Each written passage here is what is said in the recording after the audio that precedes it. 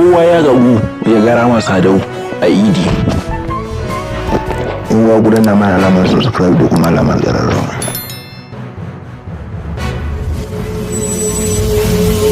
Sharhin Arewa.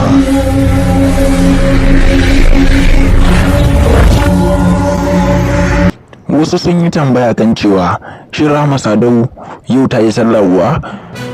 Sai dai abin mamaki, Rahama Sadau ta yi sallah sannan kuma bata sa kayan da mutane suke tunanin za ta sa ba, saboda mutane da yawa suna tunani kayan da Rahama Sadau za ta sa zai ba ma kowa mamaki, ganin cewa Rahama Sadau ta koma fina-finan Nollywood. Amma abun ya sha bambam da tunanin mutane. Rahama Sadau dai hijabi ta saka har kasa, sannan kuma ta ɓoye jikinta kamar yadda addinin musulunci ya tanada. In kuwa mun sake muku hotunan Rahama Sadau da yawa da dama a cikin wannan bidiyo, saboda haka a danna mana alamar subscribe da alamar liking a wannan bidiyo. A takaice dai Rahama Sadau yau har kyaututtuka ta bayar, saboda akwai da yawa waɗanda Rahama Sadau ta siya musu rago, sannan kuma ba ta bukata a sani,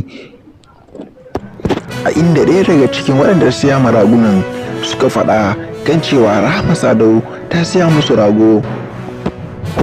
Na tabbatar kan cewa wannan labarin zai girgiza mutane sosai, amma haka labarin yake.